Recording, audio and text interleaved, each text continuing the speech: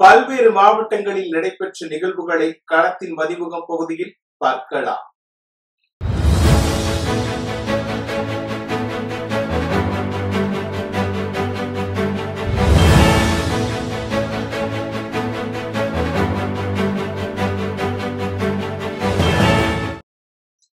மயிலாடுதுறை மாவட்டத்தில் விவசாயிகள் நலன் கருதி சுமார் 130 இடங்களில் நேரடி நெல் கொள்முதல் நிலையம் திறக்க உத்தரவிடப்பட்டுள்ளது. அதன்படி கோனேரி ராஜபுரம் ஊராட்சியில் திமுக செயலாளரும் பூம்புகார் சட்டமன்ற உறுப்பினருமான நிவேதா எம் முருகன் புதிய நேரடி நெல் கொள்முதல் நிலையத்தை திறந்து வைத்து பணிகளை தொடங்கி வைத்தார். ராணிப்பேட்டை மாவட்டம் சோளிங்கர் மற்றும் சுற்றுவட்டார பகுதிகளில் பெய்த மழை காரணமாக கழிவு நீர் நீரோடு மழைநீர் கலந்து சாலையில் ஆங்காங்கே தேங்கியது. இதன் காரணமாக துர்நாற்றம் வீசுவதோடு பொதுமக்களும் வாகன ஓட்டிகளும் கடும் அவதியடைந்தனர். எனவே நகராட்சி நிர்வாகம் மழைநீர் கால்வாய் அமைக்க வேண்டும் என பொதுமக்கள் கோரிக்கை விடுத்துள்ளனர். அதேபோல் வேலூர் மாவட்டம் பேரணாம்பட்டில் கனமழை காரணமாக 2 வீடுகள் இடிந்து சேதமடைந்தன. வீட்டில் இருந்தவர்கள் உடனடியாக வெளியேறியதால் பெரும் அசம்பாவிதம் தவிர்க்கப்பட்டது.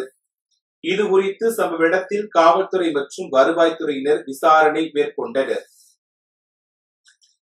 கோவை சின்னியம்பாளையம் பகுதியில் தென்னிந்திய ஜோதிடர் நலசங்க முப்பெரும் விழா நடைபெற்றது. இதில் ஜோதிடர்களுக்கு தனிநல வாரியம் அமைத்து தர அரசிடம் கோரிக்கை விடுக்கப்பட்டது. அப்ப எங்களுக்கு ஏன் ஒரு அங்கீகாரம் கொடுக்க கூடாது அப்படிங்கிறது எங்களுடைய ஒரு கோரிக்கை. இதை கொண்டு நாங்கள் ஒரு மண்டபம் கட்டணும், ஒரு காலேஜ் கட்டணும், ஒரு கோயில் கட்டணும். எங்களுடைய காலேஜ் மாவட்டத்துக்கு தென்னிந்தியா முழுவதும் நாங்கள் உருவாக்கணும். எல்லாரும் நேர்மையான முறையில் இதோடைய நாங்கள் தொழிலாக இல்லாமல் எங்களுடைய பூர்வீக சொத்தை நினைச்சு இதை நாங்கள் பண்ணணும்னு ஆசைப்படுறோம். இது கவர்மெண்ட் எங்களுக்கு நலவாரி கொடுக்கணும். எங்களுடைய உறுப்பினர்களுடைய அதாவது எங்களுடைய பெண்மணிகளுக்கு பஸ்ஸில் போனாலும் அவங்களுக்கு சலுகை கொடுக்கணும். அதே மாதிரி எங்களுக்கு உடல்நிலை சரியில்லை, ஏதாவது ஒரு வீடு இல்லை, எதை இல்லை அப்படின்னா கூட அவங்களுக்கு உதவிகள் செய்யணும் அப்படிங்கிறது எங்களுடைய கோரிக்கை. இது எல்லாமே கவர்மெண்ட் முழு சப்போர்ட் பண்ணணும்னு நாங்கள் ஆசைப்படுறோம். விருதுநகர் மாவட்டம் ராஜபாளையத்தில் ஆன்மீக நற்பணி மன்றம் சார்பில் 38வது முறையாக விநாயகர் சதுர்த்தி விழா நடைபெற உள்ளது. இந்த விழாவிற்காக 5 ரதங்களில் 6 விதமான விநாயகர் சிலைகள் உருவாக்கப்பட்டு உள்ளது. இந்நிலையில் விநாயகர் சதுர்த்தியை முன்னிட்டு பல்வேறு வடிவங்களில் தயார் செய்யப்பட்ட விநாயகர் சிலைகள் மேளதாளங்களுடன் வழிபாட்டு திடலுக்கு ஊர்வலமாக எடுத்து வரப்பட்டது. ராணிப்பேட்டை மாவட்டம் சோளிங்கர் நகராட்சியில் நலம் காக்கும் ஸ்டாலின் மருத்துவ முகாம் நடைபெற்றது. இதில் கைத்தறி மற்றும் துணிநூல் துறை அமைச்சர் காந்தி கலந்து கொண்டு பொதுமக்களுக்கு வழங்கப்படும் மருத்துவ சிகிச்சை முறைகளை பார்வையிட்டார். இந்நிகழ்ச்சியில் மாவட்ட ஆட்சியர் சந்திரகலா, மருத்துவ துணை இயக்குனர் செந்தில்குமார் மற்றும் துறை சார்ந்த மருத்துவர்கள் பலர் கலந்து கொண்டனர். விருதுநகர் மாவட்டம் ராஜபாளையத்தில் சாலைகளில் மாடுகள் அதிக கணக்கில் சுற்றித் திரிந்து வருகிறது. இந்நிலையில் இருசக்கர வாகனத்தில் சென்று கொண்டிருந்த முதியவரை மாடு முட்டி தள்ளியவாறு 2 மாடுகள் சாலையின் நடுவே சண்டையிட்டன. அதன் சிசிடிவி காட்சிகள் இணையதளத்தில் வெளியாகி பெரும் பரபரப்பை ஏற்படுத்தியுள்ளது. மேலும் மாட்டின் உரிமையாளர்கள் மீது கடுமையான நடவடிக்கை எடுக்க வேண்டும் என பொதுமக்கள் கோரிக்கை விடுத்துள்ளனர். ராணிப்பேட்டை மாவட்டம் ஆற்காட்டில் தமிழ்நாடு விவசாயிகள் சங்கத்தின் ஆற்காடு தாலுகா மாநாடு அதன் தலைவர் கிரி தலைமையில் நடைபெற்றது. இதில் விளைநிலங்களில் பின் கோபுரங்கள் அமைத்ததால் பாதிக்கப்படும் விவசாயிகளுக்கு முழுமையான இழப்பீட்டை காலதாமதமின்றி வழங்க வேண்டும் உள்ளிட்ட பல்வேறு தீர்மானங்கள் நிறைவேற்றப்பட்டது. புதுச்சேரி மீனவ கிராமமான காலாப்பட்டியில் அமைந்துள்ள செங்கழுநீர் அம்மன் கோவிலுக்கு சொந்தமான இடத்தின் ஆக்கிரமிப்புகளை அகற்ற கோரி நீதிமன்றம் உத்தரவிட்டும் ஆக்கிரமிப்புகளை அகற்றாமல் உள்ள அறநிலையத்துறையை கண்டித்து மீனவர்கள் சாலை மறியல் போராட்டத்தில் ஈடுபட்டனர். புதுச்சேரி சென்னை கிழக்கு கடற்கரை சாலையில் சுமார் 2 மணி நேரத்திற்கு மேலாக சாலை மறியல் போராட்டத்தில் ஈடுபட்டதால் அப்பகுதியில் போக்குவரத்து பாதிக்கப்பட்டது. எல்லாரும் இணைச்சு நீங்க வந்து செய்யுங்க அப்படின்னு சொல்றதுதான் இந்த மக்களோட கோரிக்கை. என்னன்னாக்கா, நியாயமான கோரிக்கை என்னன்னாக்கா, எங்களையும் சேர்த்து செய்யுங்க. நீங்க கோயிலுக்கு திருவிழா பண்ணுங்க, கும்பாபிஷேகம் பண்ணுங்க, எது வேணா செய்யுங்க, ஆனா எங்களையும் சேர்த்து செய்யுங்க. அதே போல மத்தவங்க எல்லாம் ஆக்குப்பை பண்ண இடத்த எல்லாத்தையும் எல்லாருமே சேர்ந்து மீட்டெடுப்போம் அப்படின்னு சொல்றதுதான் கோரிக்கை. கோர்ட் ஆர்டர் இப்ப இதெல்லாம் இருக்கும்போது தனியா ஒரு 4 பேர் மட்டும் 4 பேர் 5 பேர் அவங்க வந்து அந்த இடத்த வந்து அபகரிக்க முயற்சி பண்றாங்கன்னு சொல்லிட்டு எல்லாருக்கும் சந்தேகமா இருக்கு. அதனால உடனடியா வந்து எங்களோட ஒரே ஒரு கோரிக்கை, எங்களையும் சேர்த்து அந்த கும்பாபிஷேகம் நடத்தணும். சாலை மறியல். அதனால வந்து அதான் இப்ப பெரிய காலாப்பட்டி ஈசிஆர் பகுதியில சாலை மறியல் பண்றோம். காலாப்பட்டி மீனவர் பகுதி மக்கள் சேர்ந்து பண்றாங்க.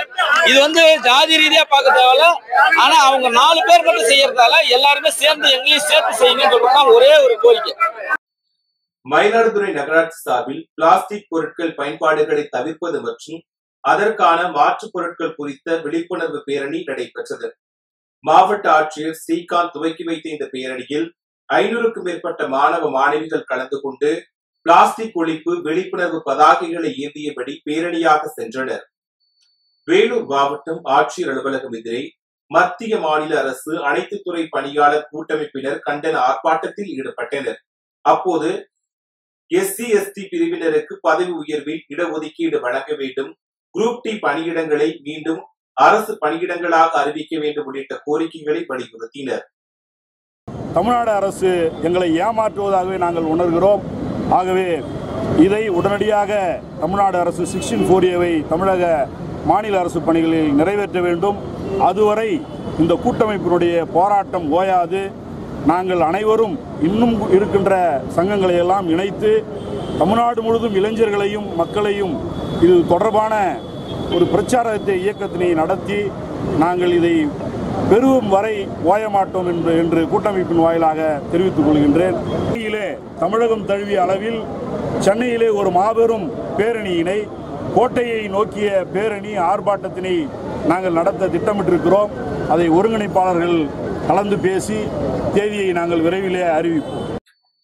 தருமபுரி மாவட்டம் அழகா கவுண்டலூர் பகுதியில் செயல்பட்டு வரும் தனியார் மேல்நிலைப் பள்ளியில் தலைமை ஆசிரியராக பணியாற்றி வரும் கண்மலர் நடராஜ் தம்பதியினரின் மகன் வினு லோகேஸ்வரன். இவர் பள்ளியின் பிரின்சிபலாக இருக்கும் இவர் பள்ளியில் பயிலும் 9ஆம் வகுப்பு மாணவியிடம் பாலியல் அத்துமீறலில் ஈடுபட்டுள்ளார். இது தொடர்பாக அளித்த புகாரின் அடிப்படையில் அனைத்து மகளிர் காவல் நிலைய போலீசார் வினு லோகேஸ்வரனை போக்சோ சட்டத்தின் கீழ் கைது செய்தனர். வேலூர் மாவட்டம் வள்ளிமலை, பொன்னை அணைக்கட்டு, இறக்கப்பட்டு உள்ளிட்ட பல்வேறு பகுதிகளில் பெய்த கனமழையால் அறுவடைக்கு தயாராக இருந்த பல ஏக்கர் நெல் பயிர்களும் கடலை செடியும் நீரில் மூழ்கி சேதமானது. எனவே பாதிக்கப்பட்ட பயிர்களுக்கு அரசு உரிய நஷ்டஈடு வழங்க வேண்டும் என விவசாயிகள் கோரிக்கை விடுத்துள்ளனர். மயிலாடுதுறை அருகே தாந்தோண்டீஸ்வரர் கோவில் வடக்கு வீதி தட்டார தெருவில் அமைந்துள்ள பீடை அபகாரியம்மன் கோவில் ஒண்டியலை இருசக்கர வாகனத்தில் வந்த ஆண் மற்றும் பெண் திருடி சென்றுள்ளனர்.